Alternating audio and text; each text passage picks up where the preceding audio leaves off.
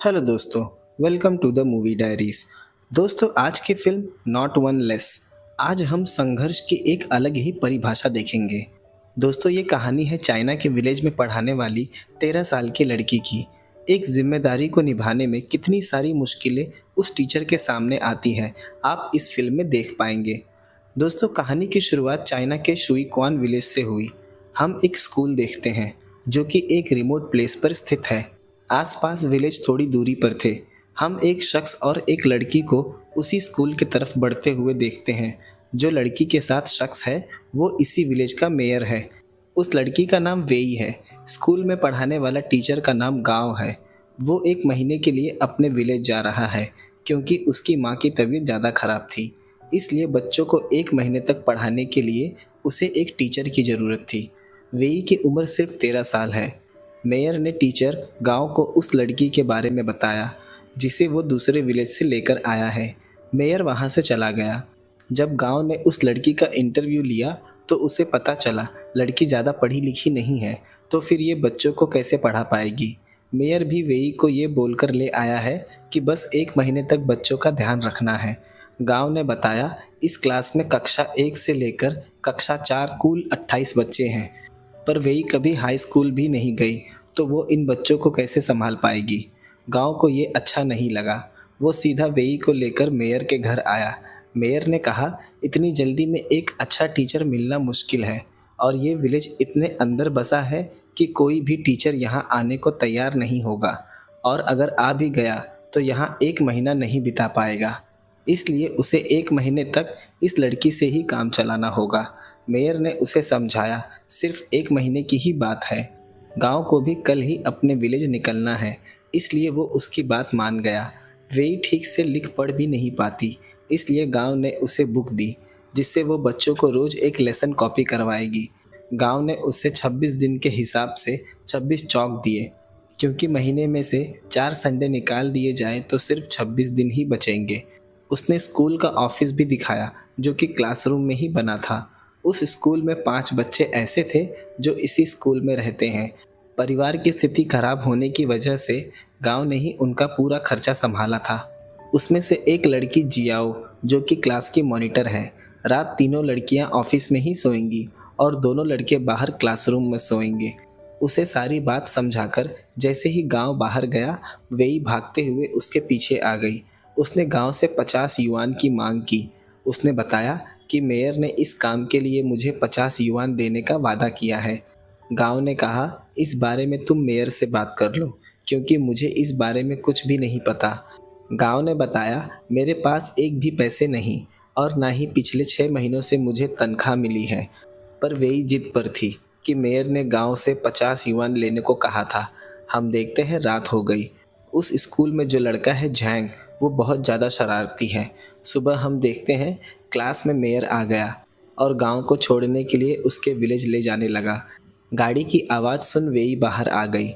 वो गाड़ी के पीछे भागने लगी। उसे देख मेयर ने गाड़ी रुकवा दी।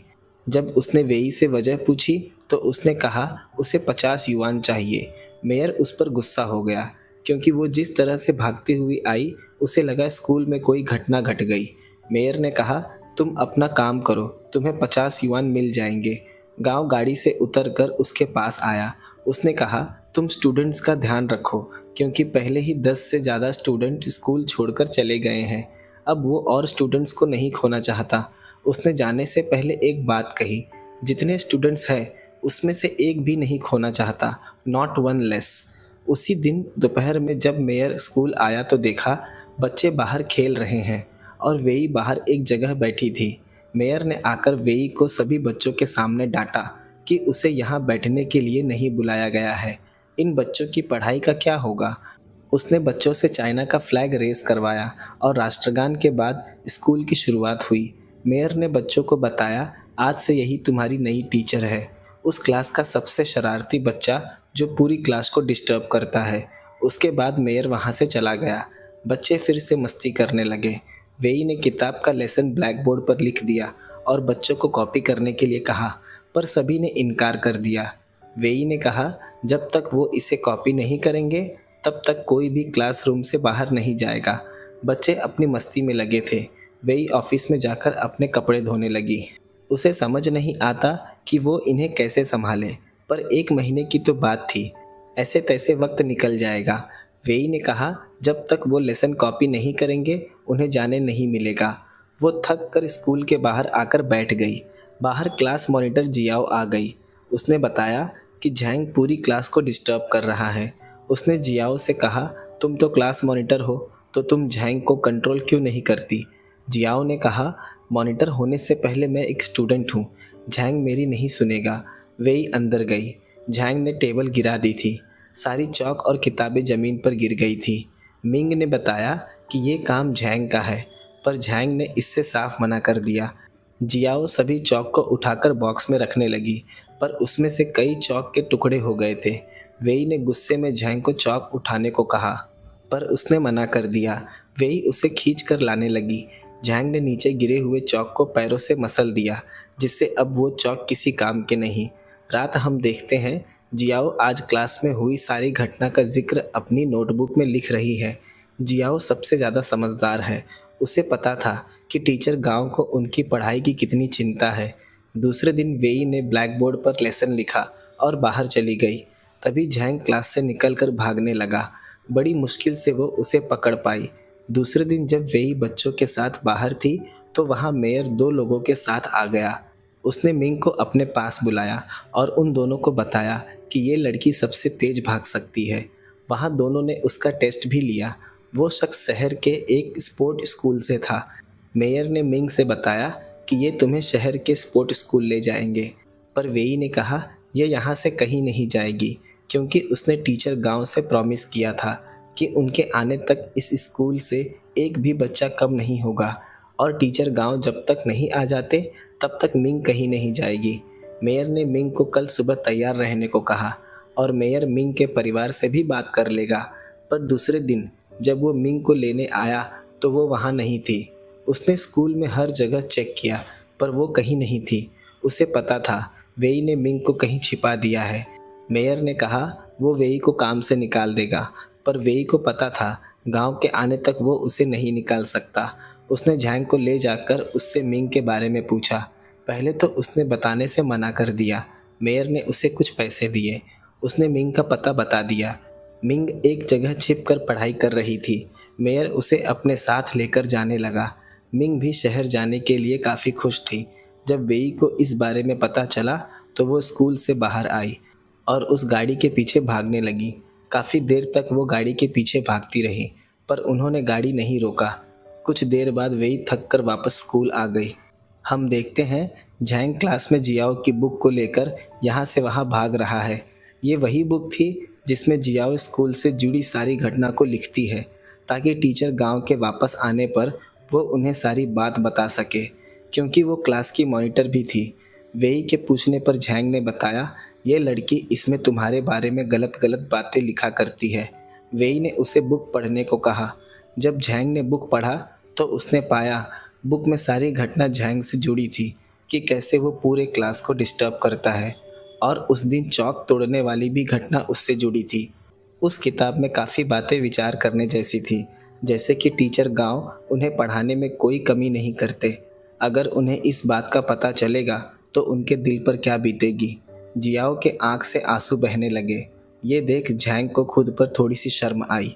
रात जब झैंग सो रहा था तो वेई ने उसे उठा दिया और जियाओ से माफ़ी मांगने को कहा, पर झैंग तैयार नहीं।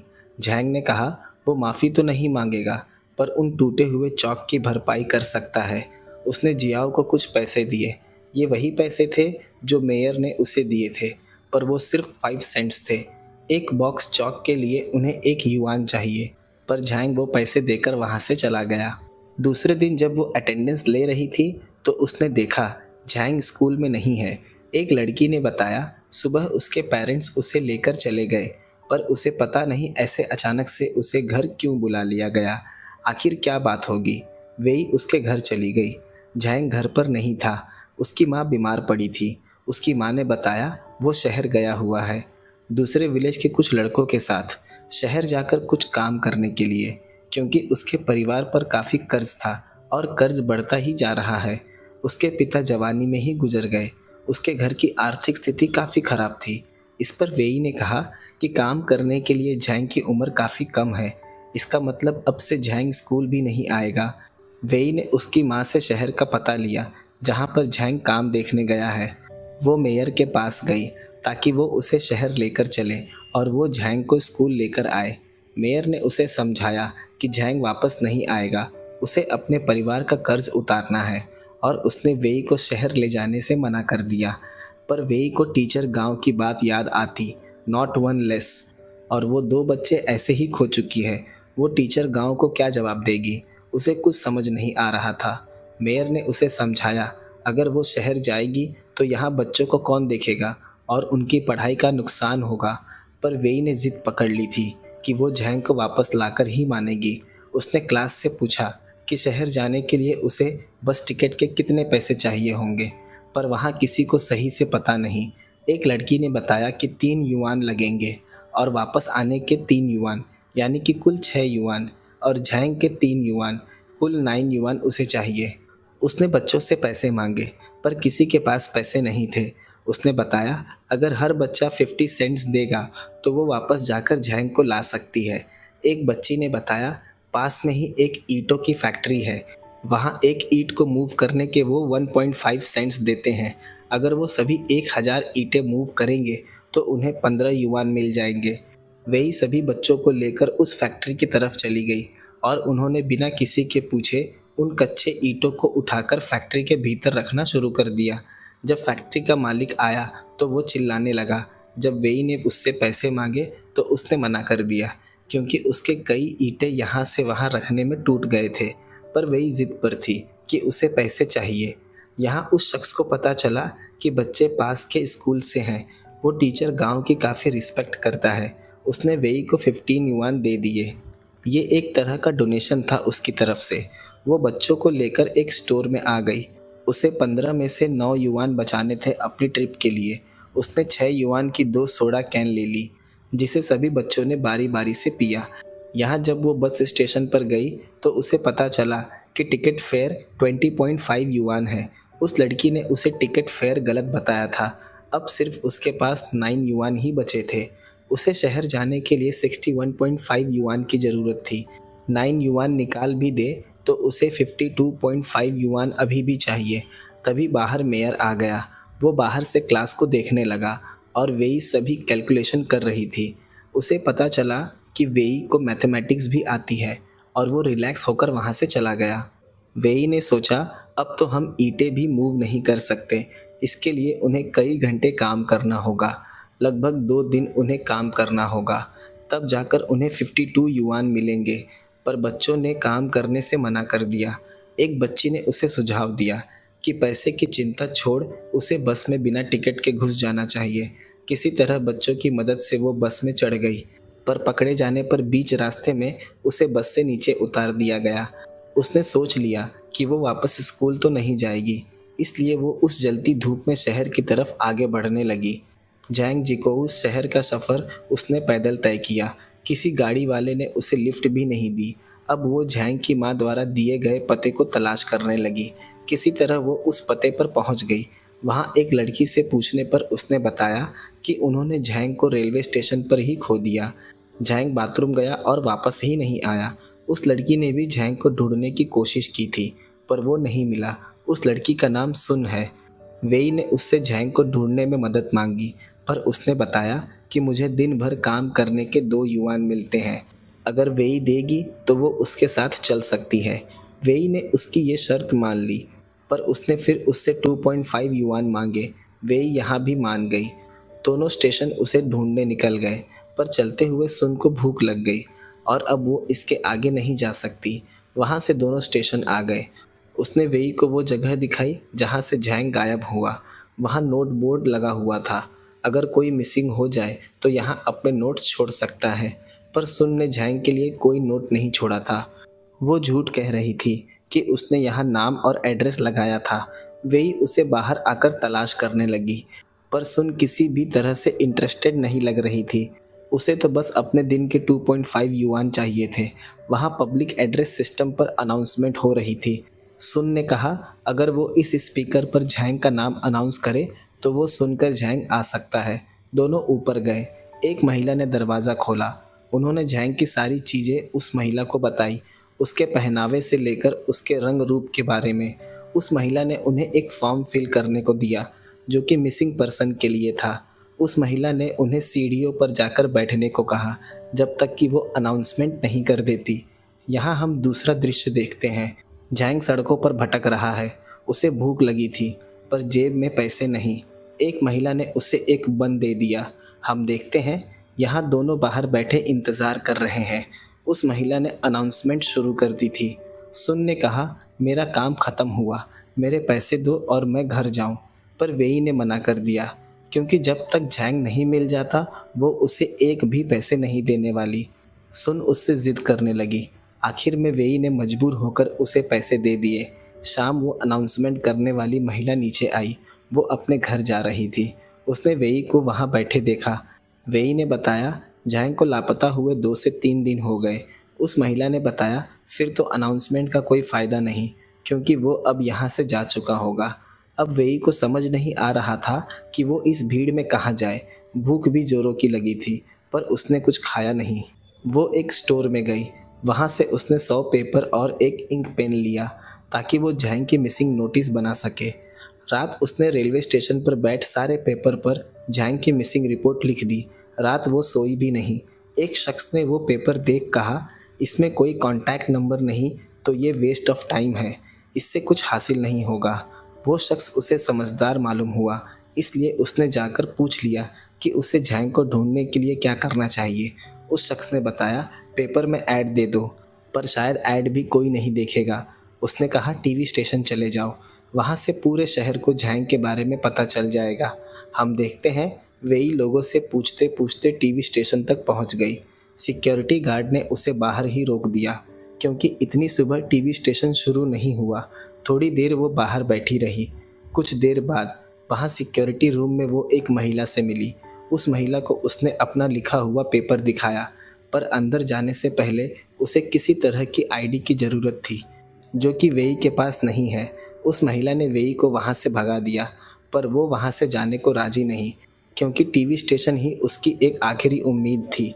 उस महिला ने कहा, अब इसमें स्टेशन मैनेजर ही तुम्हारी मदद कर सकता है। वो जब अंदर जाने लगी तो सिक्योरिटी ने उसे रोक लिया। वो बाहर रुक कर ही स्टेशन मैनेजर का इंतज़ार करने लगी। लोग उससे काफ़ी अजीब ढंग से पेश आ रहे थे। लोग शहरों के रहने वाले, और वेई उनके बीच अलग ही तरह से दिख कर आ रही थी।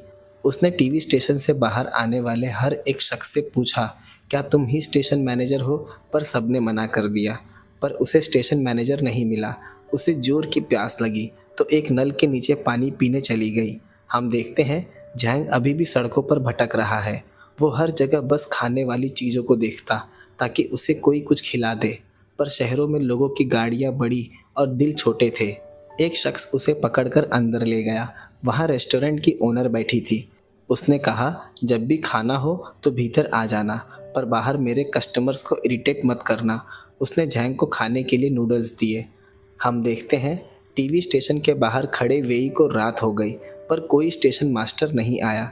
उसने कल से कुछ खाया भी नहीं। भूख लगी थी पर पैसे भी नहीं। 2.5 युआन उसने सुन को दे दिए और बाकी 6.5 युआन पेपर पेन लेने में खर्च हो गए। वो एक रेस्टोरेंट के बाहर आई। वो एक छोड़े हुए प्लेट का जूठा खाना उठाकर खाने लगी और वहीं सड़क के किनारे सो गई। पता नहीं अगली सुबह क्या लेकर आएगी। 2 दिनों की भाग दौड़ ने उसे पूरी तरह से थका दिया था। रात वो ठीक से सोई भी नहीं। उसने जो मिसिंग पेपर रखे थे, सुबह सफाई कर रहे कर्मचारी उसे कचरा समझ लेकर वहाँ से चले गए। वही अब तक नींद में ही थी। एक शख्स ने उसे आकर उठाया। उसने बताया कि यहाँ सोना ठीक नहीं, तुम बीमार पड़ सकती हो। वो फिर से टीवी स्टेशन चली गई। एक शख्स स्टेशन मैनेजर के पास आया। उसने बताया, कल से एक लड़की तुम्हें तलाश कर रही है। उसने बाहर काम कर रही महिला को अपने पास बुलाया जिसने कल वेई को यहाँ से भगा दिया था, और उस महिला पर काफ़ी चिल्लाया कि उसने उस लड़की को इतना इंतज़ार करवाया। वो खुद नीचे वेई से मिलने गया। उसने पहले तो वेई को खाना खिलाया और उसे कैमरा के सामने एक एंकर के साथ बिठाया गया ताकि उसकी खबर लोगों तक पहुंच सके। कुछ कहने से पहले ही वेई रो पड़ी। बस उसने झैंग का नाम लिया कि तुम कहाँ चले गए। उसके आंसू उसके दर्द को बयां कर रहे थे। हम देखते हैं झैंग सड़कों पर भटकने के बाद स्टेशन पर आकर सो गया। यहाँ हम देखते हैं today in China TV station ने अपनी पूरी जान लगा दी झैंग को ढूंढने के लिए। दूसरे दिन जब वो रेस्टोरेंट आया तो उस ओनर ने झैंग को पकड़ उसे वेई की न्यूज़ दिखाई। उसे स्क्रीन पर रोता देख झैंग भी रो पड़ा। आगे हम देखते हैं टुडे इन चाइना की वैन उन दोनों को उनके विलेज लेकर जा रही है। पहली बार मीडिया पत्रकारों को देख विलेज वालों ने उन्हें घेर लिया, क्योंकि आज से पहले यहाँ कोई मीडिया नहीं आई। हम देखते हैं स्कूल के लिए शहरों से काफ़ी लोगों ने डोनेशन भी भेजा था, जिसमें स्कूल के ज़रूरत के काफ़ी सामान थे। उन्होंने मेयर का इंटरव्यू लिया। उसने बताया स्कूल कम से कम 45 साल पुरानी होगी, बारिश से उसकी छत टपकती है, पर अब डोनेशन मिलने के बाद वो एक नया स्कूल बनाएंगे। उसके बाद मीडिया वहाँ से चली गई। उन्हें डोनेशन में बहुत कुछ मिला था, कलरफुल चॉक के कई बॉक्सेस, जिसे देख सभी बच्चे काफ़ी खुश हुए। हर बच्चे ने चॉक से बोर्ड पर कुछ न कुछ लिखा। जब झैंग की बारी आई तो उसने बोर्ड पर टीचर वेई का नाम लिखा। यहाँ हम देखते हैं वेई ने वो काम कर दिखाया जो चाइना की सरकार नहीं कर पाई। जिस देश में अच्छी शिक्षा व्यवस्था नहीं हो, वो देश कभी भी विकसित नहीं हो सकता। दोस्तों, इस फिल्म का मेन थीम चाइना के रूरल एजुकेशन पर फोकस करता है। ग्रामीण इलाकों में शिक्षा को लेकर किस तरह की मुश्किलें सामने आती हैं, जैसे कि हम इस फिल्म में देख पाते हैं। जब वेई ने टीचर गांव से पैसे मांगे तो उसने बताया उसे 6 महीनों से कोई तनख्वाह नहीं मिली। यहाँ तक कि स्कूल की हालत भी बहुत बुरी थी, जो किसी भी वक्त गिर सकता है। यहाँ तक कि चॉक्स की सप्लाई भी बहुत कम थी, इसलिए जाते वक्त गांव सिर्फ उसे 26 चॉक गिन कर देता है और बताता है कि चॉक से ज़्यादा बड़े शब्द मत लिखना, क्योंकि इससे चॉक की खपत ज़्यादा होगी। वेई के साथ उस छोटी सी जगह में 3 लड़कियां सोती थी। जगह कम होने की वजह से उन्हें सोने में काफ़ी दिक्कत आती। दोस्तों, गरीबी के कारण हर साल चाइना में 10 लाख से ज़्यादा बच्चे स्कूल छोड़ने के लिए मजबूर हो जाते हैं। डोनेशन की मदद से सिर्फ उसमें से 15% बच्चे ही स्कूल लौट पाते हैं। दोस्तों, जब भी मैं कभी सड़क से गुजरता हूँ तो एक 8 साल के बच्चे को गार्बेज बैग उठाते हुए देखता हूँ तो काफ़ी तकलीफ़ होती है, क्योंकि उस बच्चे को उस वक्त स्कूल में होना चाहिए। इसमें मैं उस बच्चे की भी गलती नहीं दूंगा, क्योंकि वो हालातों से मजबूर है। अगर उसने दिन भर काम नहीं किया तो रात उसे रोटी नहीं मिलेगी। ये समाज का कर्तव्य है कि उस बच्चे को एक अच्छी शिक्षा मिले, पर सरकार को इससे कोई फ़र्क नहीं पड़ता, क्योंकि जितने अनपढ़ इस देश में होंगे उतनी उनकी सत्ता मजबूत होगी और अनपढ़ आदमी कभी अपने हक के लिए सवाल भी नहीं उठा सकता। दोस्तों, कहानी पसंद आई हो तो वीडियो को लाइक, शेयर और चैनल को सब्सक्राइब जरूर कर दें। मिलते हैं अगले वीडियो में एक नए एक्सप्लेनेशन के साथ।